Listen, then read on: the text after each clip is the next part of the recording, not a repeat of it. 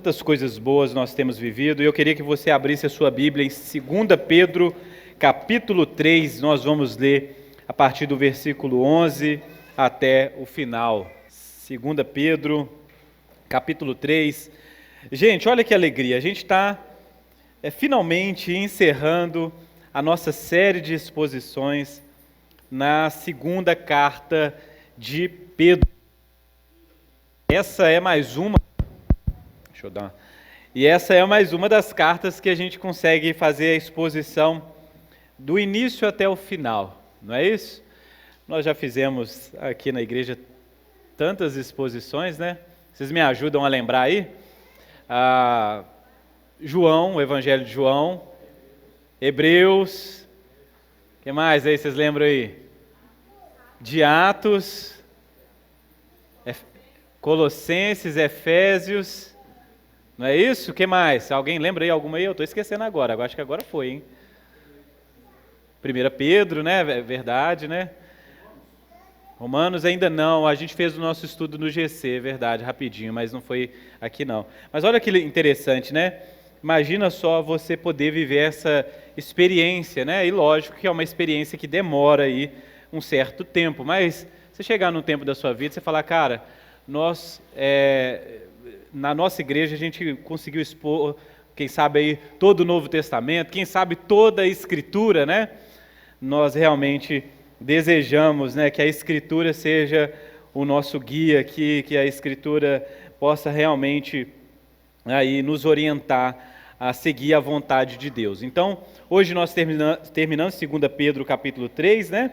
E a gente vai ter aí no próximo domingo um culto especial falando sobre a família para a glória de Deus, e aí depois nós começamos uma nova série, e aí eu queria saber se você adivinha, não pode, né? Pecado adivinha. Qual será a nossa próxima série aí, né? Nós vamos fazer a exposição aí na carta de Tiago, né? Não por causa de mim, viu, gente? Esse Tiago aí é, com certeza, muito melhor.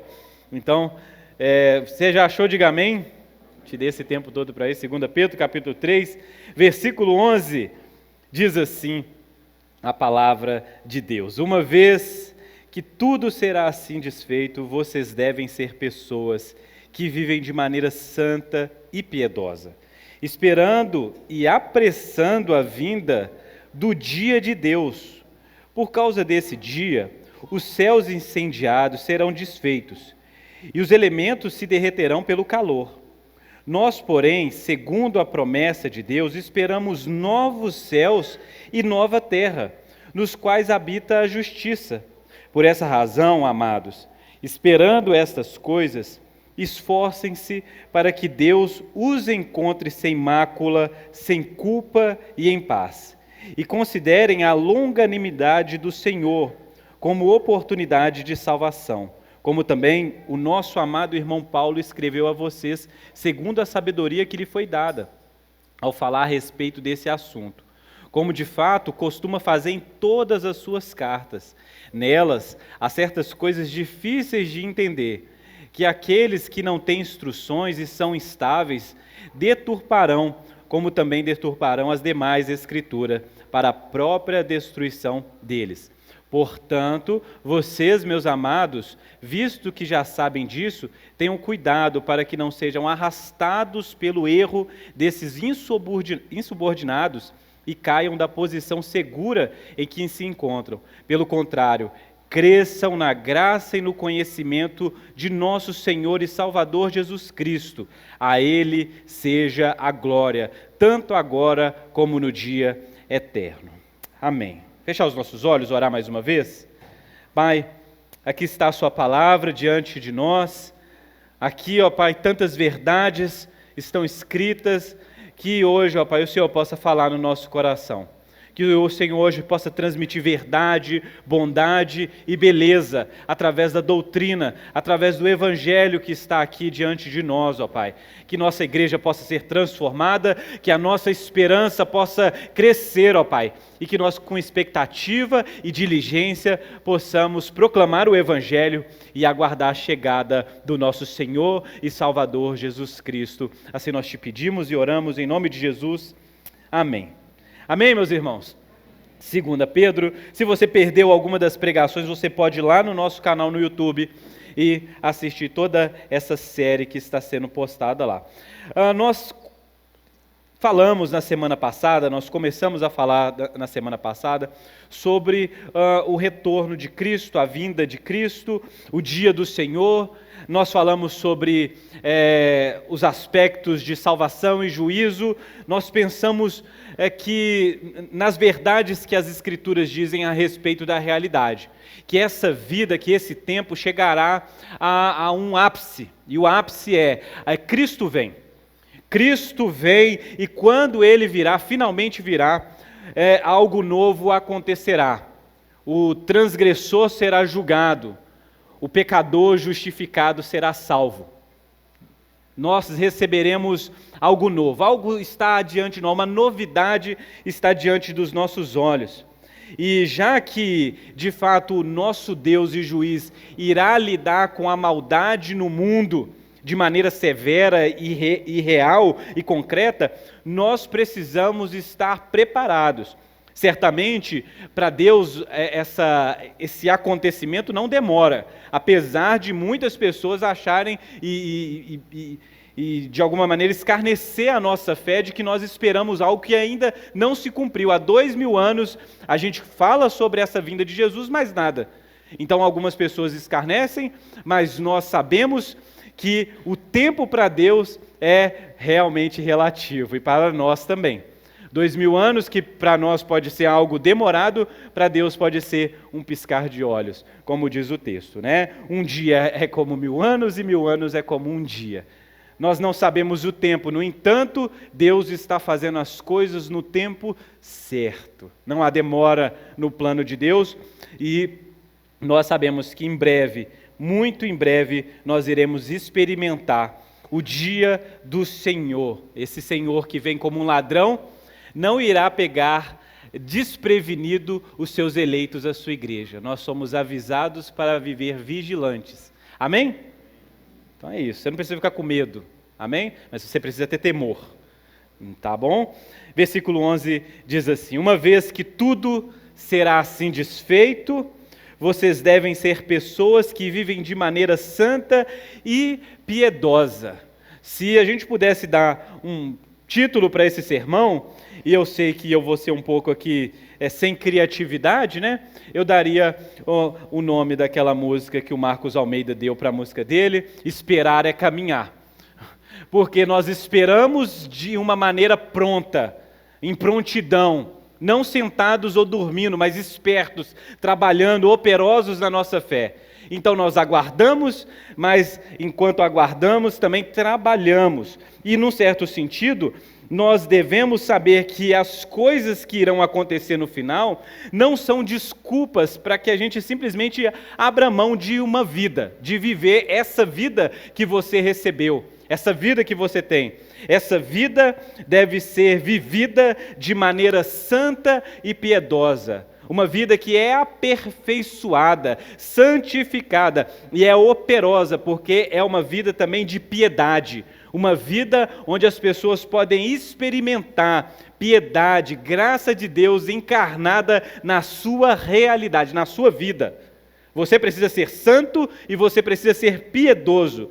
É assim que nós esperamos o nosso Senhor. O versículo 2 complementa a ideia, ele fala: esperando e apressando a vinda do dia de Deus. Expressões que são difíceis de entender, né? Porque, de fato, o cristão precisa ser uma pessoa santa, ele precisa ser uma pessoa piedosa, não simplesmente ter práticas santas ou práticas piedosas, mas a santidade e piedade precisa se transformar nessa nova natureza, e de fato é isso, a nova natureza do cristão deve ser revelada às pessoas, ao mundo, de maneira santa e piedosa, e de alguma maneira nós podemos esperar e apressar a vinda de Deus. O que isso significa? De alguma maneira, essas duas palavras, ou essa palavra que dá tanto sentido de esperar como de apressar, significa que existe uma maneira de esperar Cristo. Existe uma maneira de, enquanto esse dia não chega, nós vivemos de um modo, esperando, pacientes, sem cair em alarmismo, sem cair em teoria das conspirações, questões apocalípticas. Ai meu Deus, o que está acontecendo? Não é um esperar de como se as coisas não estivessem no nosso... se as coisas perdessem o controle, mas esperar sabendo que Deus está trabalhando, está fazendo com que as coisas caminhem para o seu bom propósito, mas de alguma maneira nós podemos apressar, e é óbvio que eu não creio que se Deus marcou um dia X lá na agenda dele, nós podemos antecipar esse dia, não é isso que a Bíblia está dizendo, ok? Apressar significa que existe um trabalho a ser feito enquanto esse dia não chega. Essas palavras, esperar e apressar, correspondem a uma antiga oração da igreja. Nós até cantamos ela hoje aqui. Essa oração está expressa em Coríntios, em Apocalipse. Nós cantamos: Maranata, vem Senhor Jesus. Nós esperamos ou apressamos a vinda de Deus, em certo sentido, clamando, orando: vem Jesus.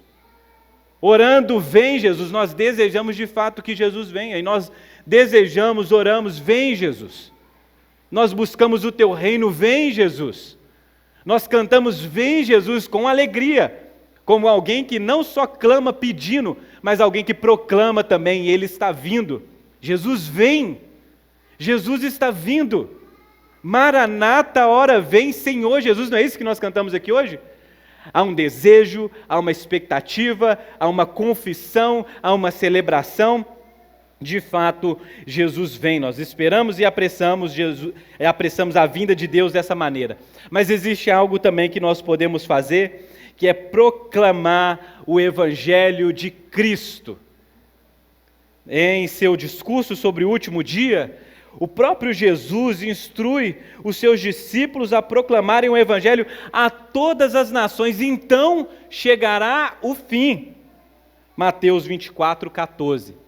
Nós pregamos o Evangelho em todas as nações, e é isso que Jesus diz, que nós devemos chegar a essas nações e pregar o Evangelho. Então, quando todo mundo ouvir o Evangelho, então quando todas as nações, de certa maneira, forem alcançadas, a mensagem chegar, então chegará também o fim.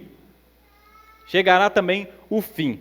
E aí nós podemos estar preparados para isso. Então, olha só, nós oramos, nós cantamos e nós proclamamos a vinda de Jesus. É assim que se espera, é assim que se apressa a vinda de Deus. E por fim, Pedro exorta os cristãos a viverem dessa maneira santa. Lembra do que o Emerson falou no domingo passado, né?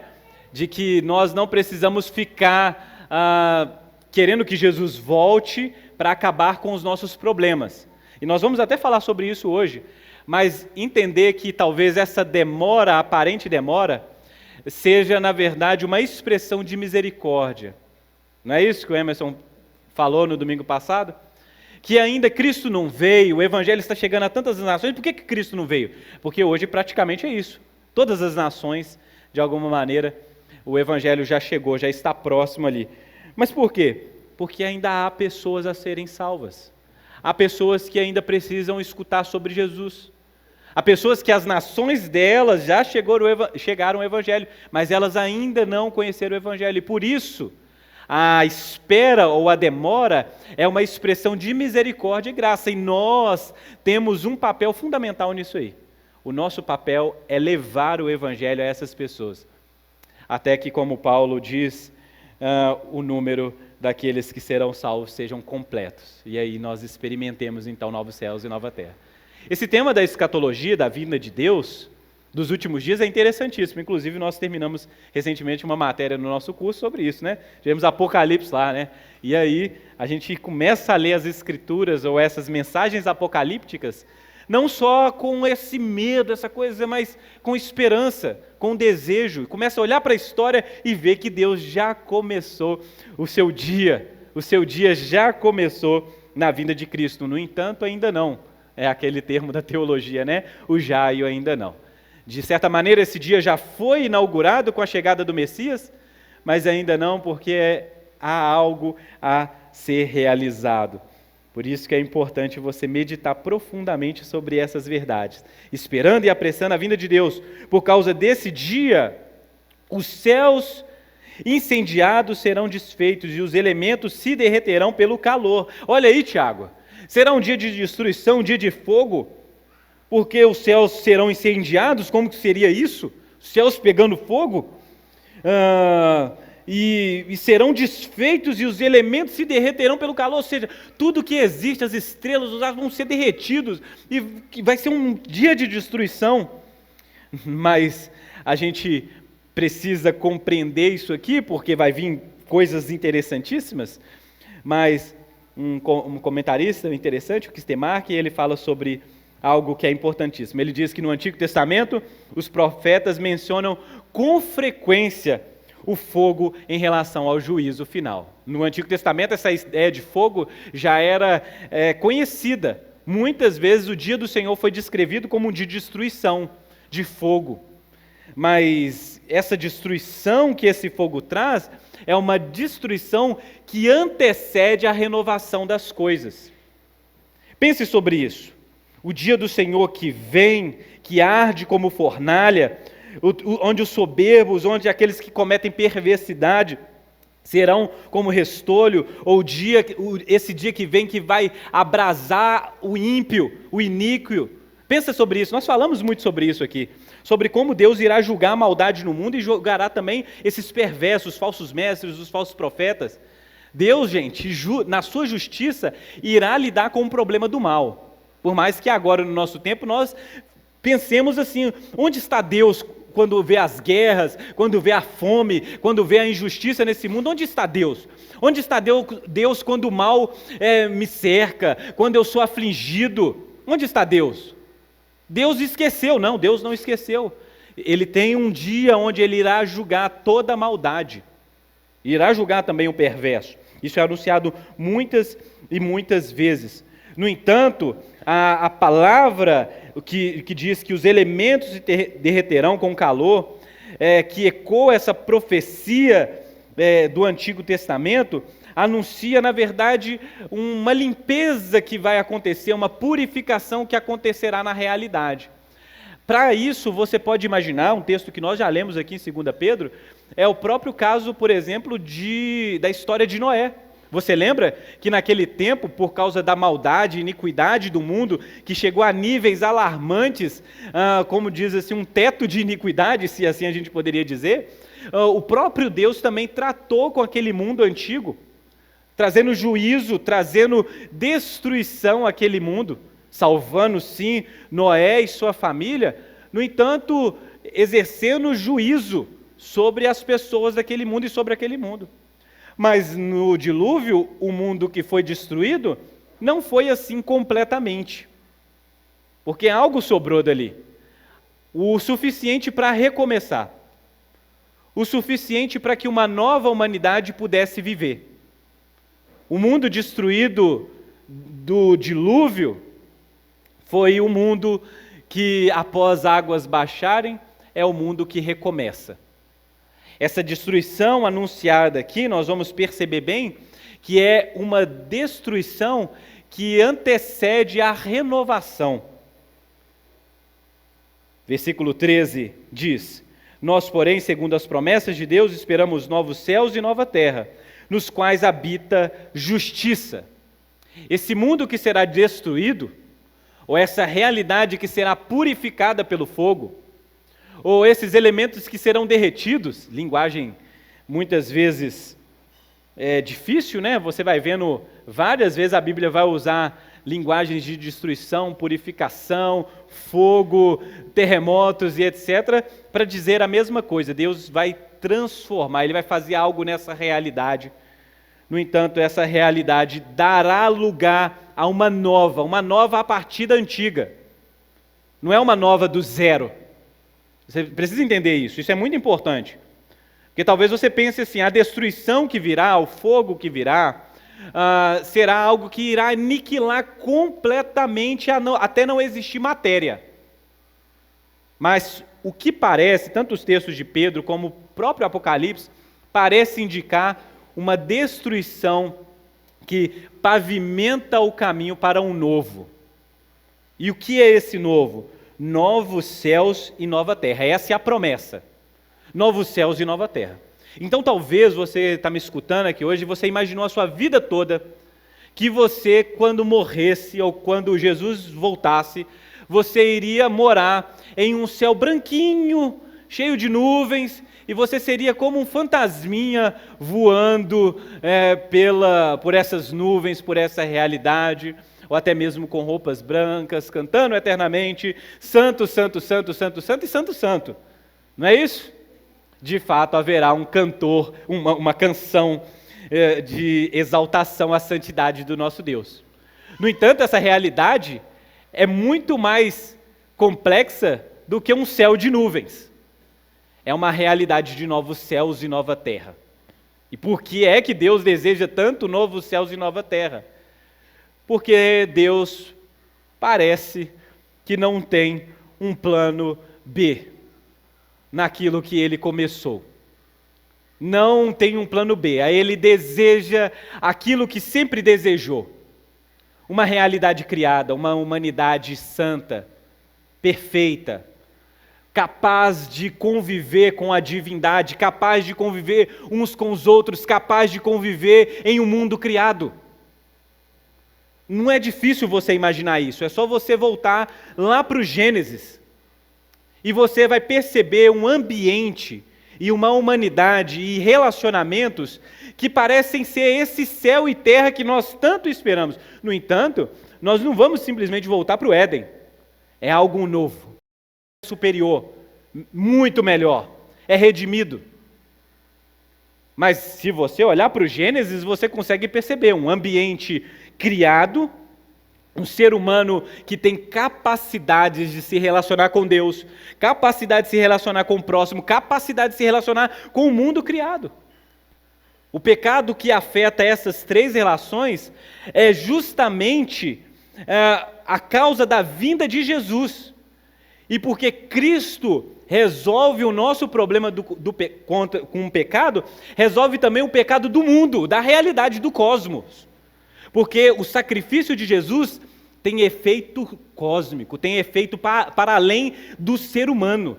Apesar de você ser alvo desse amor de Deus, aquilo que Cristo faz na cruz afeta não somente nós, mas também a realidade criada.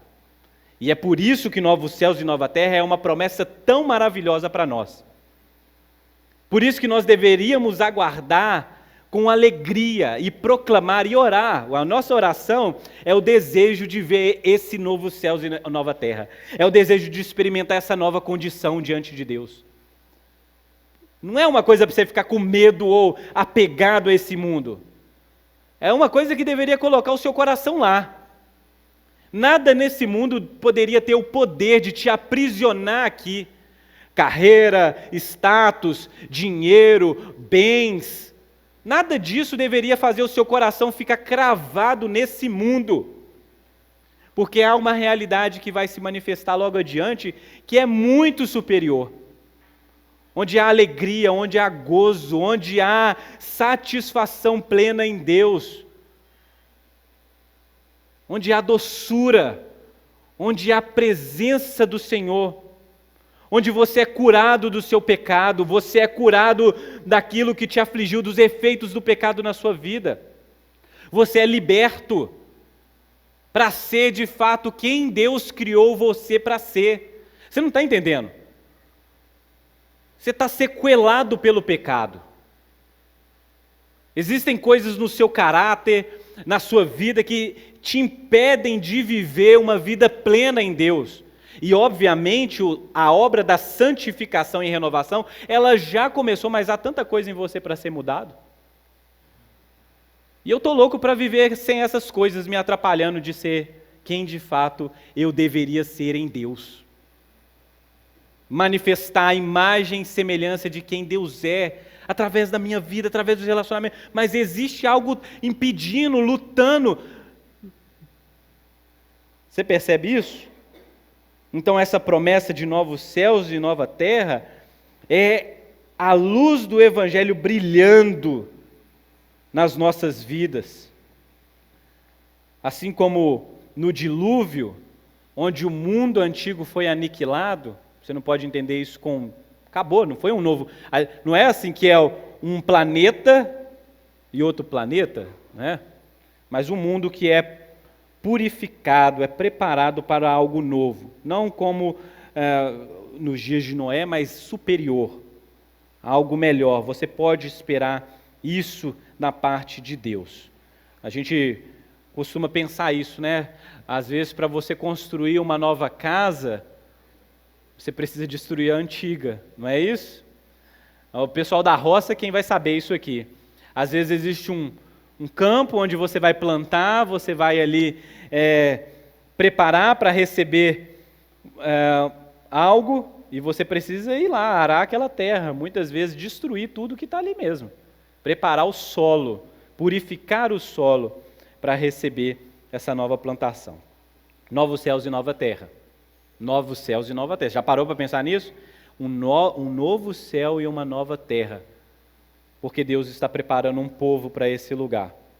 Então parece que a vida, daqui a pouco, a vida depois da vinda de Cristo, parece mais divertida do que a gente imaginou. E eu estou falando isso aqui com o maior temor do mundo. Parece divertido, parece interessante. Parece que tem mais coisas do que simplesmente ficar vagando como um fantasminha, não é isso? Por um céu branco, sem graça, né? Haverá a santidade de Deus, haverá a presença de Deus. No entanto, haverá uma nova realidade para que uma nova humanidade possa viver. O versículo 14 continua: por essa razão, amados, esperem. Por essa razão, amados, esperando estas coisas, esforcem para que Deus os encontre sem mácula e sem culpa e em paz. Esse lar de justiça que está sendo prometido, um lar de justiça, é para pessoas que são transformadas. E enquanto esse momento não chega, enquanto esse momento não é revelado diante de nós, há algo que nós fazemos aqui. E eu sei que muitas pessoas têm dificuldade com a palavra fazer, mas eu queria que você superasse isso na sua vida e entendesse o papel da responsabilidade humana. Há uma responsabilidade sobre nós. Um esforço santo, um esforço que se apoia na graça de Deus. Um viver que busca a vida sem mácula, ou seja, sem mancha, sem culpa, por depositar a fé em Jesus e uma vida em paz. Há algo que nós trabalhamos aqui enquanto esperamos. Há uma jornada a ser trilhada enquanto esse dia não vem. Se esforcem para que Deus os encontre sem mácula. Você precisa se tornar responsável. Olha só, a salvação de Deus, que é pela graça de Deus, somente pela graça, ela faz algo com você, ela muda o seu coração. Deus te salva por graça, isso aí é fato, ninguém está questionando isso aqui.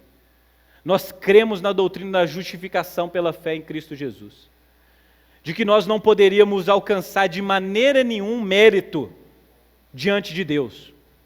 Deus atribui graça. Por graça, Ele nos dá capacidade de se achegar até Deus, muda o nosso coração, muda a nossa natureza, a nossa realidade. No entanto, se uma pessoa foi realmente salva, alcançada por Jesus, o coração foi transformado, o Espírito de Deus habita dentro dela.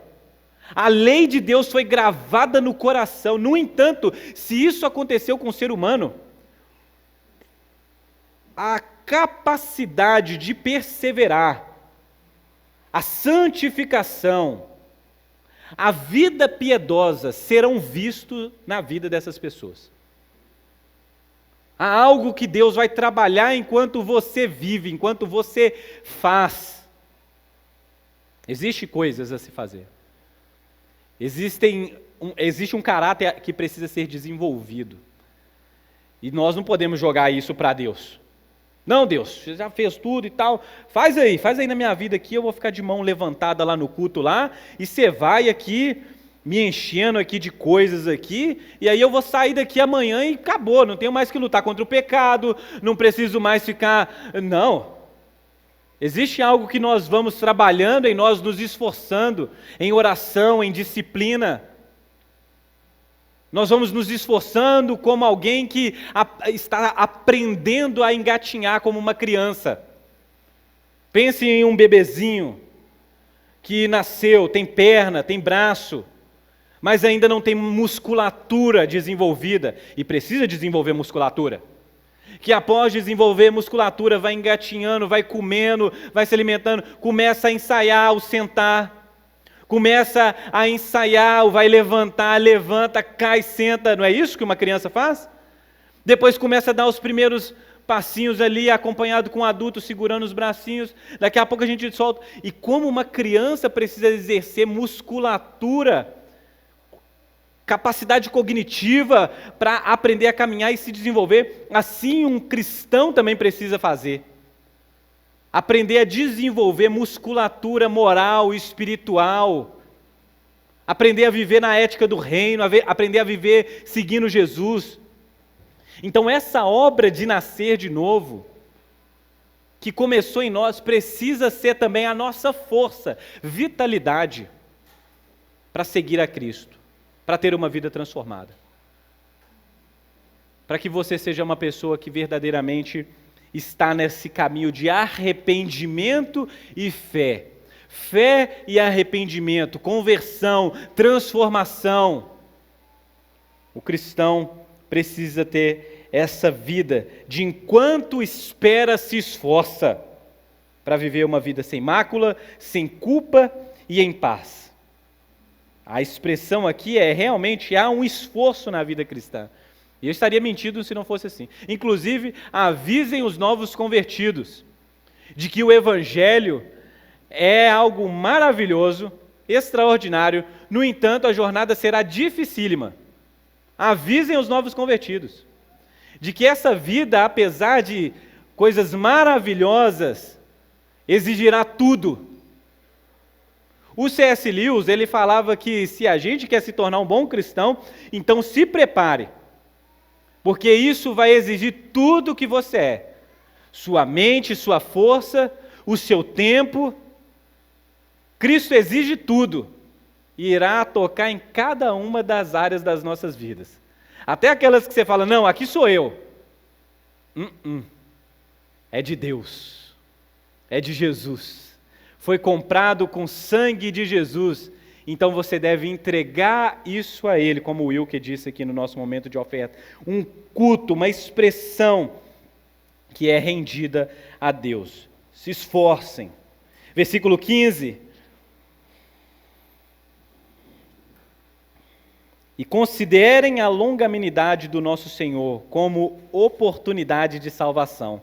Como também o nosso amado irmão Paulo escreveu a você segundo a sabedoria que lhe foi dada, ao falar a respeito desse assunto, como de fato costuma fazer em todas as suas cartas. Nela há certas coisas difíceis de entender, que aqueles que não têm instrução e são estáveis deturparão, como também deturparão as demais escrituras, para a própria destruição deles. Então aqui a gente chega no nosso momento cômico da carta de Pedro, porque ele atribui a Paulo coisas difíceis de entender. Nós pregamos aqui sobre anjos acorrentados, nós pregamos sobre dilúvios, pregações a seres que, 1 e 2 Pedro, há temas dificílimos de entender. A cada culto a gente passa pelas coisas e fala assim, meu Deus, Deus tem que explicar isso aí, o resto aí, porque a gente está se tornando incapaz. Então há certas coisas difíceis de entender nas cartas de Paulo, mas também há certas coisas difíceis de entender nessas duas cartas de Pedro. E que esses insubordinados ou esses impiedosos deturpam. São coisas difíceis de entender, mas não são impossíveis. São difíceis de entender porque elas necessitam de reflexão, oração, exame minucioso. examinar a fala de Pedro com o ressoar do Antigo Testamento. É difícil de entender. No entanto, não é impossível e exige um certo tipo de zelo, de esforço, uma busca pela verdade. Inclusive, esse tema da busca pela verdade é algo que aparece em toda a carta de Pedro. Vocês precisam saber, vocês precisam lembrar, vocês precisam guardar, vocês precisam estar aptos. Então há certas coisas nas Escrituras, principalmente relacionadas à volta de Cristo, que são difíceis, não impossíveis. E que se você cavar fundo, você encontrará o tesouro, a esperança, a alegria, de não ser como esses insensatos, esses instáveis, esses que deturpam a palavra de Deus e fazem malabarismo e fazem a coisa ficar maluca, a coisa ser tirada do seu sentido. Diferente deles, vocês encontrarão nos temas da vinda de Cristo, da nova vida, da ressurreição, vocês encontrarão alegria, satisfação, confiança, temor. Está vendo? Estude a sua Bíblia. Primeira aplicação, estude a sua Bíblia. Conheça a palavra de Deus. Então não considere a demora de Deus, a demora do dia do Senhor, como aqueles impiedosos, iníquos, falsos mestres, os profetas faziam. Eles desdenhavam, Deus, olha só, vocês estão cantando Maranata, mas tem 2000 anos e ele não vem, nada acontece, não é melhor viver, curtir os prazeres desse mundo? Não é melhor você lutar e se tornar uma pessoa poderosa e ter muita gente subjugada a você? Faz seu nome conhecido, desfruta dos prazeres dessa vida. Vai ficar aí na igreja todo domingo, grupo de estudo, curso de teologia, gastar seu dinheiro com livro, com Bíblia. Deixa de ser doido, aproveita a sua vida, curte, porque a vida é finita, você vai morrer. Não tem esse negócio de Deus não tem esse negócio de novo mundo não. Isso é tudo balela. Não tem esses que escarnecem? No entanto, o verdadeiro cristão, ele é convocado a refletir não sobre a demora, mas sobre a misericórdia. Nós não entendemos que essa suposta demora é uma falta de zelo, de amor de Deus por nós. Pelo contrário, nós entendemos que isso é a ação de providência de Deus, de misericórdia. Há pessoas a serem alcançadas. Há pessoas que você deve pregar o evangelho para elas, ainda nessa vida, não tem outra vida não, é nessa vida, é nesse tempo, é nesse ano. Pessoas que você vai convidar elas para Cristo, pregar o evangelho e vai dizer, olha só, Jesus deve ser o seu Senhor e Salvador. E pela mensagem da pregação do evangelho, essas pessoas nascerão de novo. E serão também com a gente, com você e eu, herdeiras das promessas de Deus. Esse novo céu e essa nova terra que está sendo preparado para nós, será também o novo céu e nova terra dessas pessoas. Então a demora de Deus, na verdade, é misericórdia, é tempo. É tempo para que aquela pessoa que não conhece a Cristo conheça, aquela pessoa que um dia já esteve com Cristo, mas hoje experimenta sequidão, hoje a pessoa está talvez distante de Cristo, ela tenha tempo para se arrepender, para voltar. Pense na mensagem de Lucas, capítulo 15, 11 a 32, a mensagem do filho pródigo, essa a gente não esquece. De que há alguém, filho de Deus, que vive nesse mundo vagueando, buscando prazeres, buscando o seu lugar, buscando a sua identidade em alguma outra coisa que não é o Pai. Que existe alguém hoje sendo despersonificado pelo pecado e cada vez mais distante daquilo que Deus de fato criou ele para ser lá no mundo. Se dobrou aos prazeres, se dobrou aos deuses, se dobrou às ideologias, se dobrou às religiões, está lá longe, distante. Mas nesse exato momento, pessoas perto de nós e longe de nós, estão se questionando, será que é isso mesmo? Será que eu fui criado para isso? Será que existe um lugar em Deus para mim? Será que existe um lugar que eu possa chamar de lar, de justiça? Será que a vida é só isso, viver e morrer? crescer, faz uma faculdade, arranja um trabalho, luta com as pessoas, compra um carro, uma casa, casa com a pessoa que eu quis, eu sonhei, tem as coisas e acabou. Será que a vida é isso? Se resume a isso? Existe gente nesse exato momento perguntando: onde está Deus? Ou existe pessoas nesse exato momento perguntando: será que Deus poderia aceitar um pecador como eu? Alguém que de fato negou Deus toda a existência. Alguém que sabe que um dia podia se achegar a Cristo, no entanto rejeitou a Cristo e vive como não filho. Existe gente fazendo esse clamor. Essas pessoas estão aí. E se Jesus voltasse hoje, de fato essas pessoas seriam condenadas, juntamente com aqueles que são ímpios, aqueles de iniquidade, os falsos mestres, os falsos pastores, assassinos, todos esses que vivem em pecado.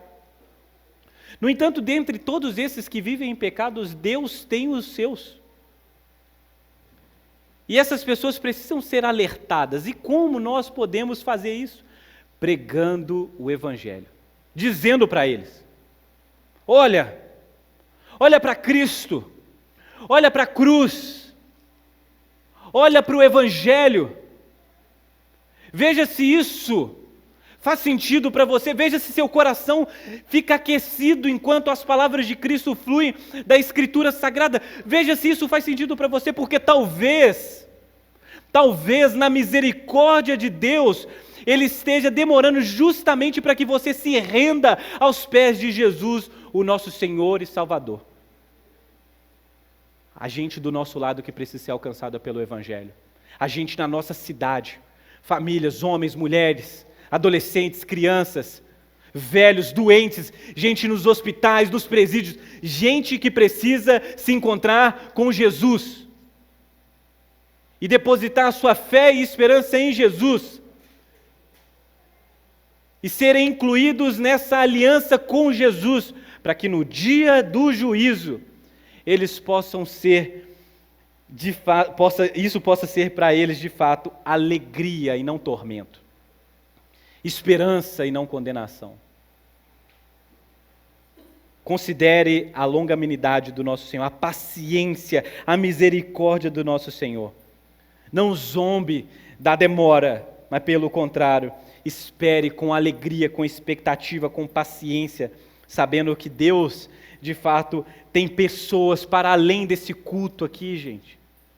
Tem gente perto de nós, parente, amigo de faculdade, vizinhos nossos, que precisam ser convencidos pelo poder do Espírito Santo, que ser salvo não é uma questão de ser evangélico.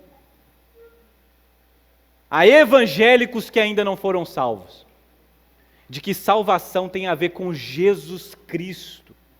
Tem gente que canta música evangélica, vai na igreja evangélica, mas ainda não foi convencido pelo Espírito Santo de que somente em Jesus há salvação, esperança e vida eterna. Tem gente que pela religiosidade está tentando ser salvo. Tem gente que pela vida moral está tentando ser salvo. Tem gente que é questão política, tem gente que é negócio de emprego, tem gente que está achando que se eu fizer o bem para a pessoa lá, se eu for um justiça social, eu tenho que montar uma ONG, assim eu vou ser salvo. Tem gente que está apoiando a sua fé em coisas como essa e não em Cristo Jesus. Pregue o Evangelho da graça de Deus para essas pessoas. Diga a ela: olha, quando você estiver se preparando para chegar lá na casa do Pai, o texto de Lucas é extraordinário. E tem uma das cenas que eu acho mais extraordinária nas Escrituras. Enquanto o filho pródigo vem ensaiando um discurso, eu vou chegar diante do meu pai e dizer: pequei contra os céus e pequei contra a terra. Ele está ensaiando o discurso. Ele está almejando, quem sabe, um lugar entre os servos do meu pai. Enquanto ele ensaia o discurso, chega à entrada da casa do pai. Parece que o pai, ao vista de longe, vem correndo. O pai vem correndo, ele não espera, ele vem correndo. É mais ou menos a mensagem da graça quando nós vemos.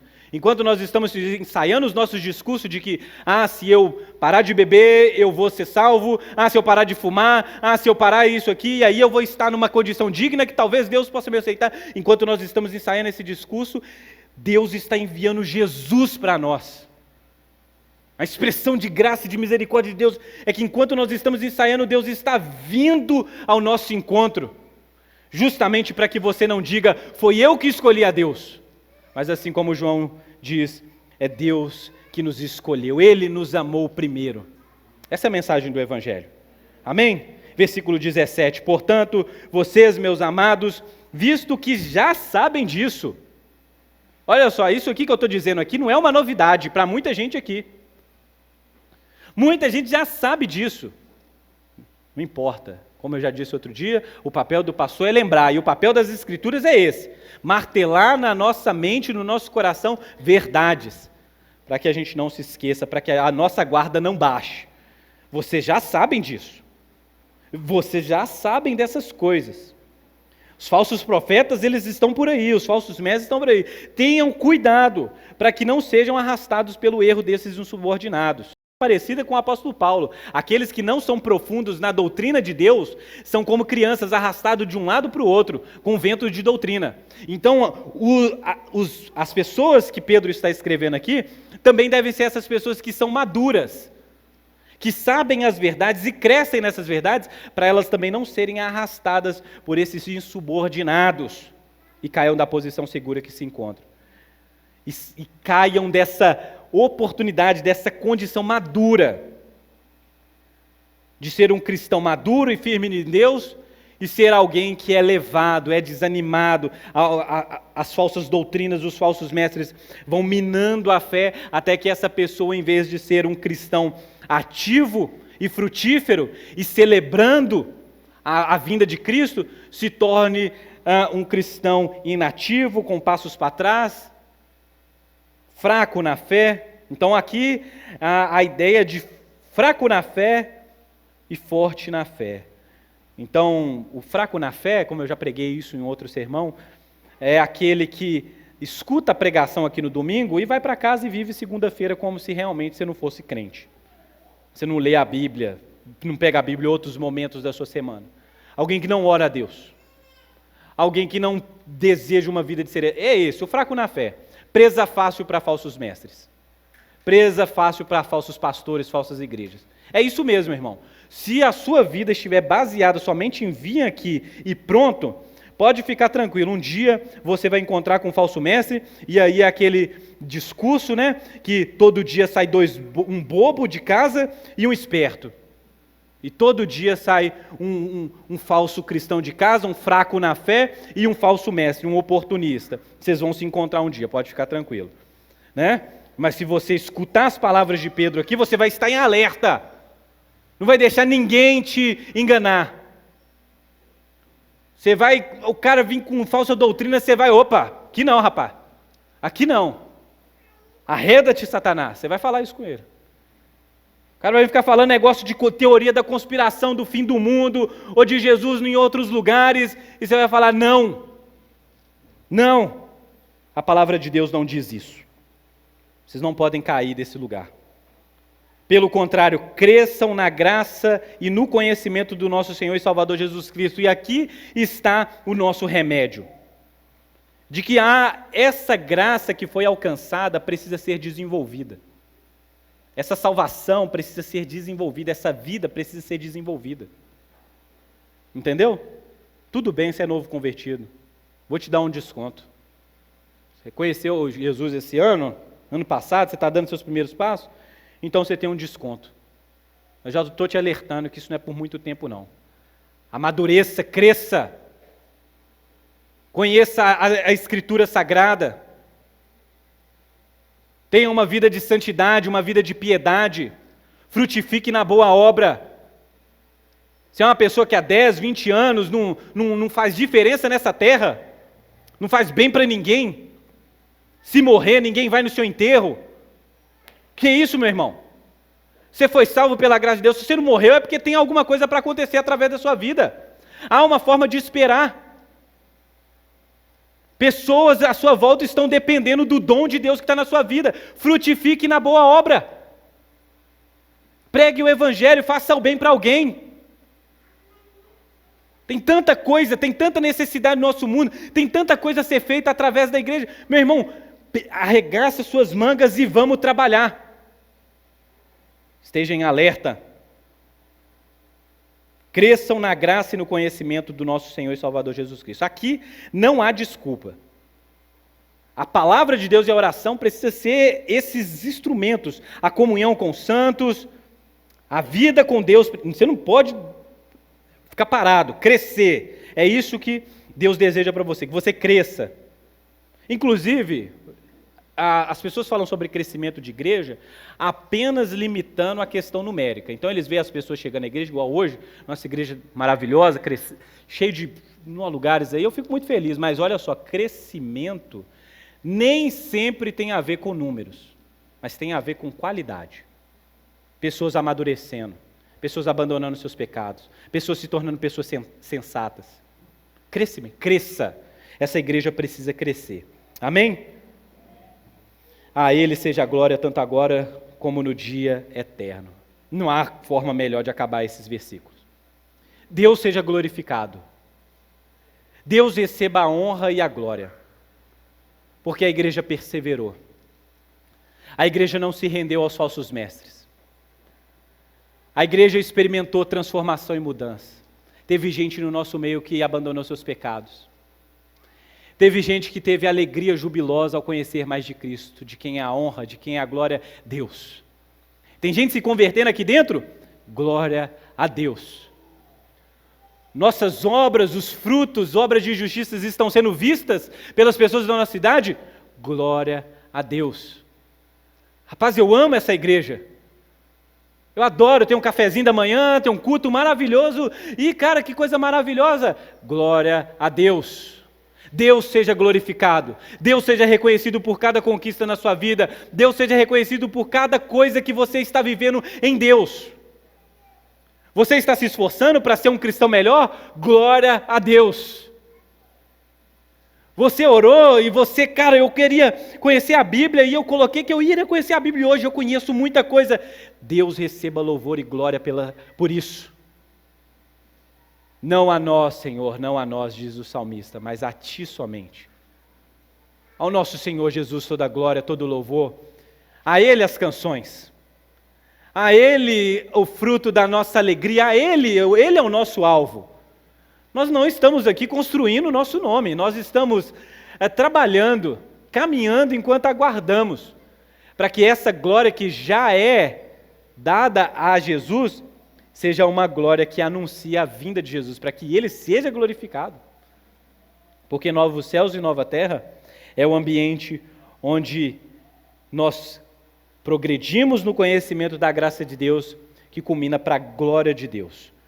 Por isso que nós dizemos, como diz ali num dos nossos quadros, né, dos 5 solas, só lhe deu glória, somente a Deus a glória, por tudo, por todas as coisas, por todos os tempos. Deus será glorificado na sua vida. Deus será glorificado nessa igreja. Deus será glorificado nas pessoas convertidas. Deus será glorificado na sua obra. Para finalizar, para não fechar isso, eu gostaria de pensar em 3 aplicações práticas para você. Primeiro, conheça a Deus. Conheça a Deus, cresça em graça e fé, a fim de manifestar nesse mundo caído uma vida santa, piedosa e frutífera. Conheça a Deus para viver uma vida santa, piedosa e frutífera. Segundo, conheça a Deus para não ser enganado por falsos mestres. Conheça a Deus para não ser enganado por falsos mestres. E para resistir ao perverso, você precisa conhecer a Deus. A sabedoria do cristão maduro está em discernir em quando agir. Olha só, diante do sofrimento e diante dos falsos mestres, a sabedoria, o conhecer a Deus, tem a ver com discernir quando eu devo permanecer, quando eu devo suportar, quando eu devo lutar. Você precisa desenvolver isso, somente conhecendo a Deus. Há momentos que você vai ficar lá, quieto, não há nada a dizer. Há momentos, como nós lemos aqui em uma das nossas pregações, que o falso mestre precisará ser combatido. E aí você vai precisar conhecer a Deus para combater o falso mestre. Conheça a Deus para saber como agir. Resistir aos falsos mestres, às falsas doutrinas, ao dia ruim, conheça a Deus. Conheça a Deus para se encontrar com Deus. A nossa expectativa, a expectativa do cristão, é o retorno de Cristo, novos céus e a nova terra. Conhecer a Deus irá te preparar para esse encontro. Conhecer as promessas de Deus, para a gente não desperdiçar a nossa vida nesse mundo. Se você não conhece a Deus, você vai desperdiçar a sua vida, e não desperdice a sua vida. Como eu disse, se você está vivo aqui de pé, com saúde, você tem um propósito, algo que deverá ser executado por você. Pelo poder de Deus, na graça de Cristo. No entanto, a responsabilidade sua viver essa história. Como sal da terra e luz do mundo, nós buscamos a glória de Deus, o testemunho integral, testemunho da nossa fé, nossa vida e a nossa pregação. Então há uma forma de glorificar a Deus de maneira integral. Sua vida precisa ser um testemunho de que Deus está trabalhando aí. Aquilo que você fala precisa apontar para Cristo, precisa ter o testemunho do Evangelho. Aquilo que você fala, aquilo que você faz, como você cria seus filhos, como você trabalha, como você se relaciona com as pessoas. Tudo isso precisa apontar para Deus, para a glória de Deus. O motivo é que Cristo te alcançou. Que você possa ser essa pessoa que é transformada dia a dia por essa graça. Amém? Vamos nos colocar de pé?